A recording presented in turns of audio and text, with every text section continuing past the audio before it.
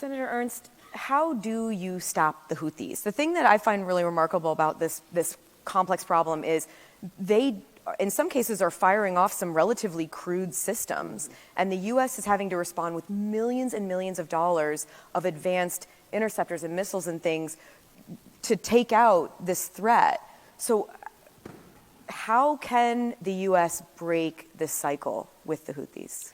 Well, we do have to degrade the Houthis. I mean, that's really important, and a number of ways of doing that, but ultimately it comes back to Iran. And I would state that so many of these proxy organizations, it all stems out of Iran. They are being funded by this state sponsor of terror. And so to degrade the Houthis, we need to go back to their financial supporters, their backers, and make sure that those funds aren't flowing to these terrorist organizations, including the Houthis. So yes, they are going to use Iran. They're going to take the products from Iran. They are going to develop rudimentary missiles, projectiles, and go out in their tiny little boats and assault ships. They're going to do whatever they can to disrupt, whether it's the United States and our shipping lanes, our allies. Noticeably, they don't stop the Chinese. But all of these major authoritarian states are somehow involved in the sponsorship of the Houthis and other terrorist organizations. So we have to put Iran back in a box. We have to make sure that we are enforcing sanctions. We have to make sure that there are secondary sanctions so that they can't find the loopholes to get through that and continue to fund these organizations.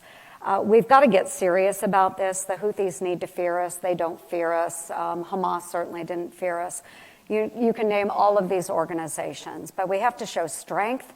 We have to mean it. We can't make a red line in the sand and then not do anything about it. So in the meantime, for all of our defense industrial base folks, let's look at cheaper ways that we can combat these ornery little terrorist organizations that are just using crap to throw at our allies.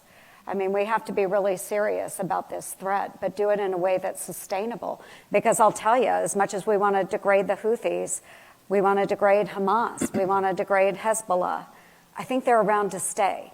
So we need to go to Iran and make sure that we're compressing them as much as we can and constraining their actions. So you're talking about pressure on economic and maybe political pressure on Iran, or are you talking about even more? Are you talking about actually striking inside Iran to stop the... Well, I'm not going that far. I think, obviously, start with diplomacy and economic pressures with those sanctions. But for heaven's sakes, let's not forget, we had a drone strike that killed 3 American troops at Tower 22 in Jordan earlier this year, in January. 3 soldiers, reservists, with the 718th Engineer Company. I get really passionate about that because that was one of my former units. I was a platoon leader with that organization.